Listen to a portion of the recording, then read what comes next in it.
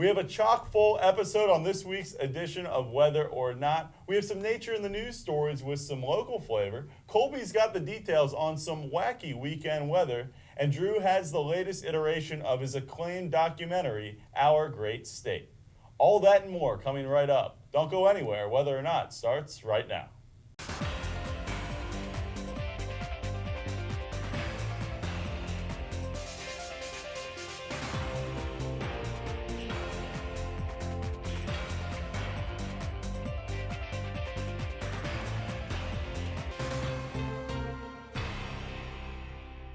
Hello and welcome to this week's edition of Whether or Not. I am your host, Brian Cizek. And I'm your forecaster, Colby McCabe. Well, Colby, we've kind of been all over the place this week in terms of weather, huh? That's right, Brian. We had some days where it was nice and beautiful to go outside, but some days where the rain certainly put a damper on any outdoor activities. Yes, absolutely. Now, I heard a rumor that there might be some snow this weekend. That is correct, Brian. I'm tracking a current mix of rain and snow coming up early in this weekend, but I'll have more details coming up on my forecast. All right, looking forward to that. But without any further ado, let's get right into Nature in the News.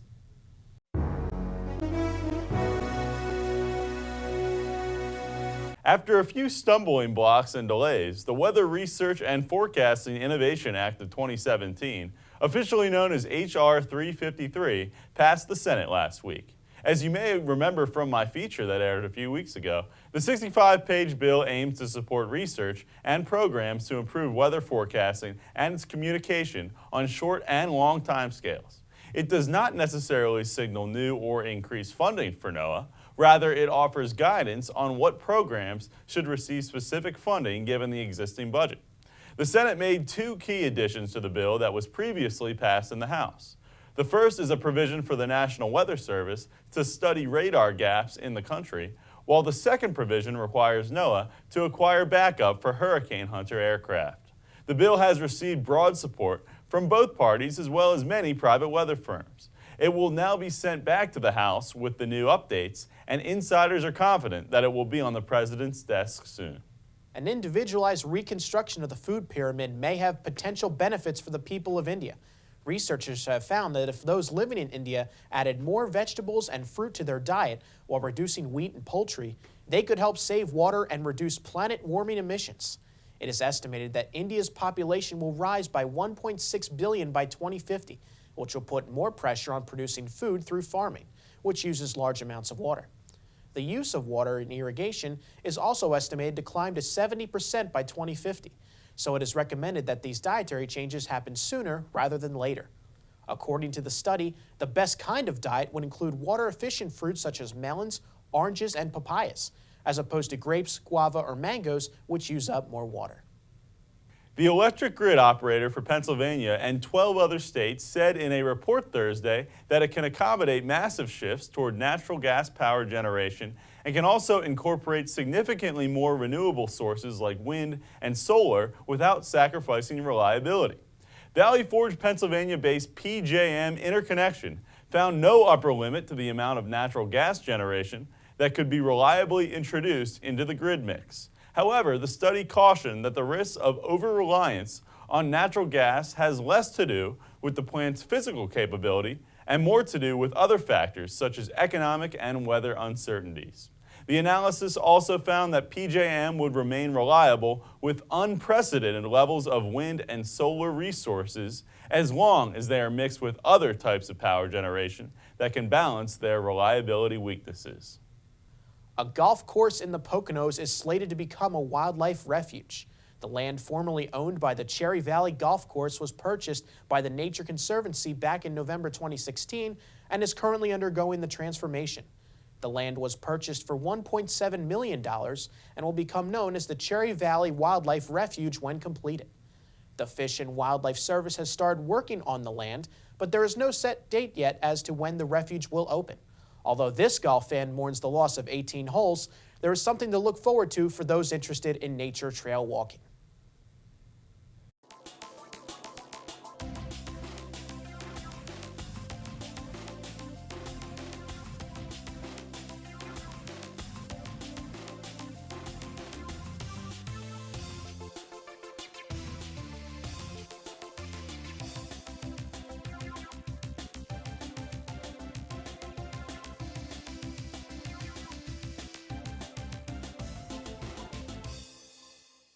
A mixture of winter and spring is in store this weekend. I'm Colby McCabe here to give you your central Pennsylvania forecast. Going into the maps, we'll look at Friday. We have a low pressure system situated up in New York. It is a weakening system, but we can see a mixture of precipitation around State College. We're not expecting too much in forms of accumulation, but a little taste of winter nonetheless. Moving on to the Saturday, however, that low pressure system scoots off to the northeast, and we see high pressure building in between North Carolina and Tennessee, which leaves us with some sunny skies and a bit warmer conditions.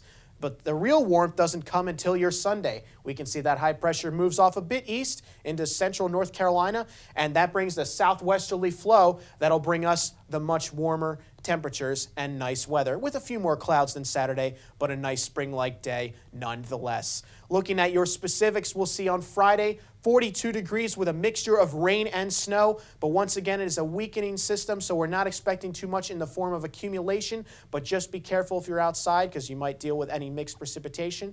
Friday night looks like 33 degrees with light rain or snow showers, so one last taste of winter for this upcoming weekend. But Saturday, that high pressure system comes in. We have sunny skies, a bit warmer, 52, so not quite what we're used to seeing, but getting back up there. But then the real warmth starts coming in on Sunday, 65 degrees, mostly sunny, a few more clouds, but a nice spring-like day to enjoy any Sunday activities.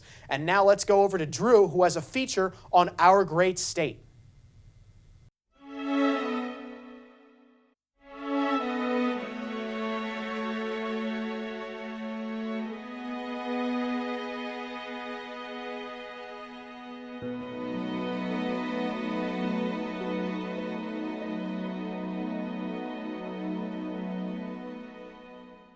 The beginning of spring. While the landscape may seem barren and lifeless, besides a few evergreen, unimaginable life lies dormant, just waiting for the sun to coat the lands in its warmth. And with this warmth comes the bloom of life called spring. And with spring comes the much-awaited return of our great state. So, after a 4-month hiatus, it's time yet again to explore this amazing state we call home. Hello, I'm meteorologist Drew Narsutis, and I'm proud to present a 4th episode of Our Great State. This episode will be exploring all the beauty that southeastern Pennsylvania has to offer, so let's gear up for another great episode of Our Great State.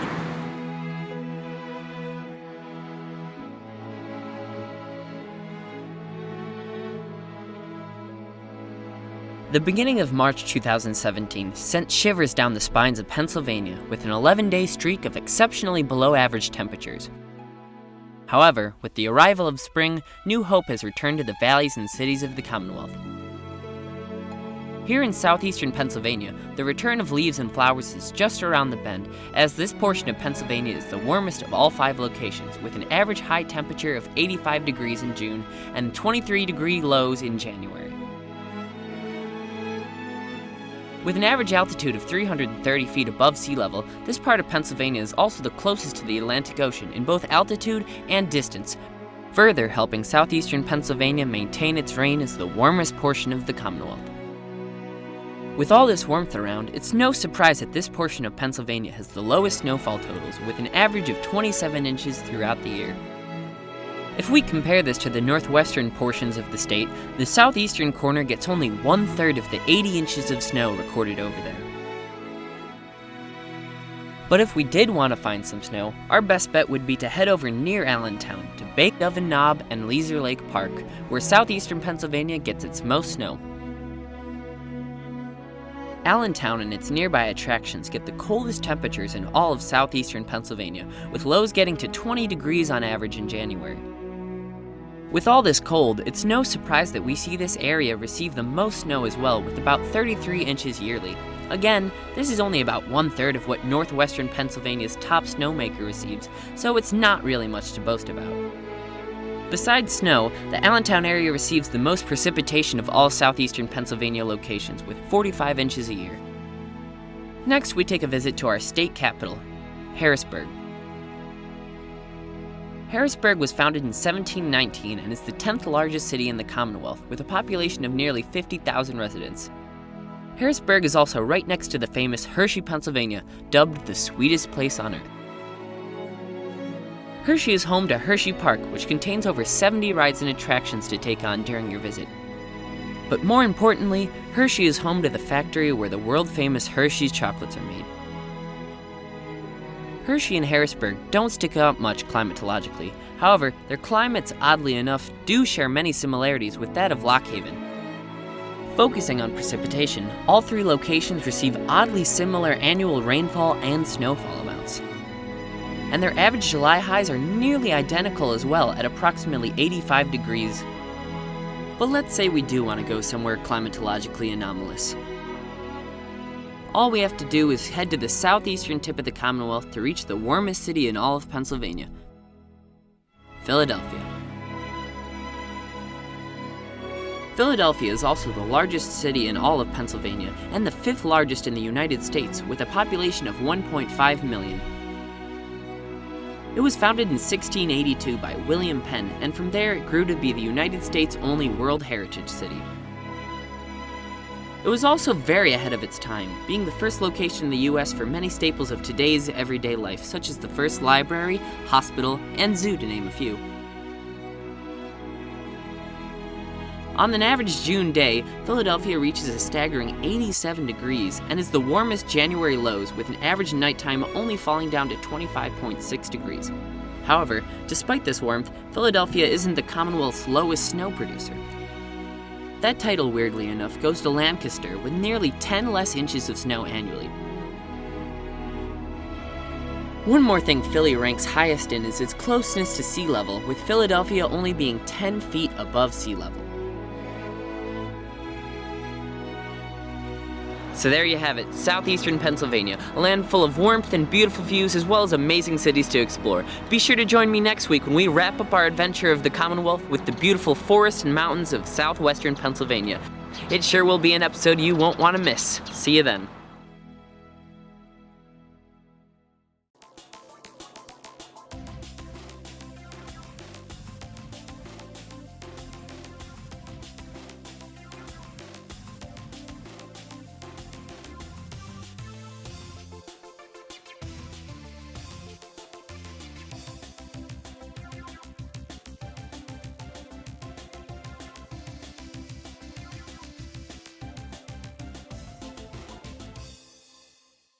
Hello, I am back to give you your extended forecast, but first let's take a quick recap of what we talked about for this weekend. We have 42 degrees on Friday with a mixture of rain and snow, 52 degrees and sunny for Saturday, and a nice spring-like day on Sunday with some clouds and 65 degrees. But as we're looking at the extended forecast, we can see Monday and Tuesday start off very, very warm, almost in the mid-70s with some clouds. And then Wednesday and Thursday, we have some rain moving in as the temperature drops a little bit closer to normal. But Friday, we have a much nicer day, but with those normal temperatures around 58 degrees.